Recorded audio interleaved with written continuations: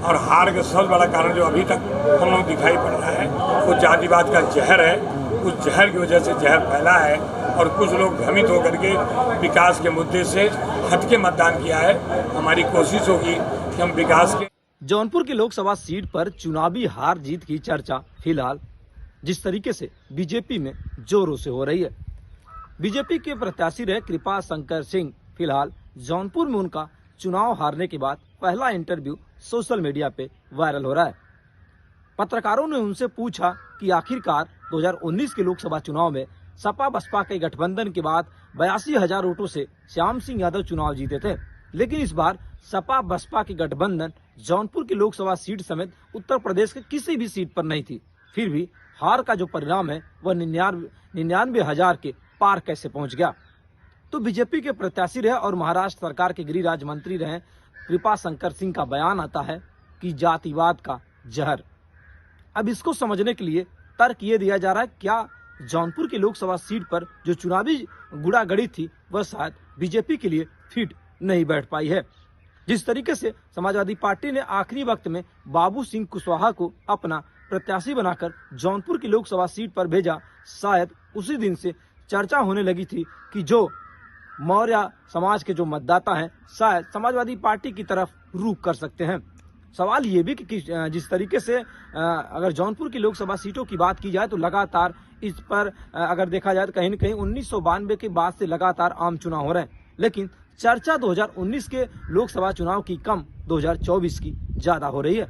हो भी क्यों नहीं, क्योंकि जिस तरीके से जौनपुर के लोकसभा चुनाव में आखिरी वक्त में जिस तरीके से जौनपुर के पूर्व सांसद धनंजय सिंह ने भी बीजेपी के दोनों प्रत्याशियों को चुनाव जिताने की कसम खा चुके थे, लेकिन जनता के बीच उनका जो पकड़ था वह शायद कमजोर हो चुका है। और यही कारण था कि धनंजय सिंह समेत तमाम जो भाजपा के दिग्गज नेता थे चुनावी प्रचार तो किया, लेकिन जनता के बीच आज भी मजबूती बनाने में नाकाम साबित हो गए।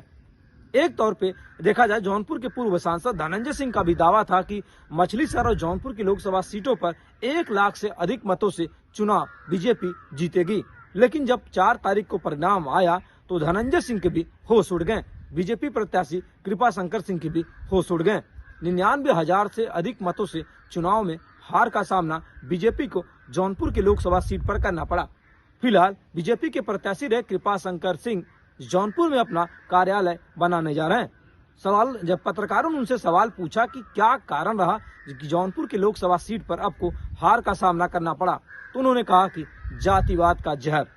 इसका मतलब ये है कि अखिलेश यादव ने जिस तरीके से समाजवादी पार्टी के प्रत्याशी रहे बाबू सिंह कुशवाहा को चुनावी मैदान में उतारा, शायद कृपा शंकर सिंह को ये नागवार लगा और जनता ने उनको नकार दिया और एक तरफ बाबू सिंह कुशवाहा के पक्ष में मतदान कर दिया। सवाल ये कि सबका साथ सबका विकास का नारा देने वाली बीजेपी पार्टी में इस तरीके के बयान पर क्या भाजपा के नेता सहमत होंगे। एक तरफ जौनपुर और मछलीशहर की दोनों लोकसभा सीटों पर बीजेपी ने हार का सामना करना पड़ा है, वहीं जौनपुर में तमाम बीजेपी के जो नेता थे या कहें मंत्री थे, विधायक थे, उनके ही लोकसभा या कहें कि लोकसभा क्षेत्र के बूथ पर हार का सामना बीजेपी को करना पड़ा है। चाहे गिरीश यादव हो, चाहे तमाम दिग्गज नेताओं के बूथों पर भी बीजेपी को हार का सामना करना पड़ा।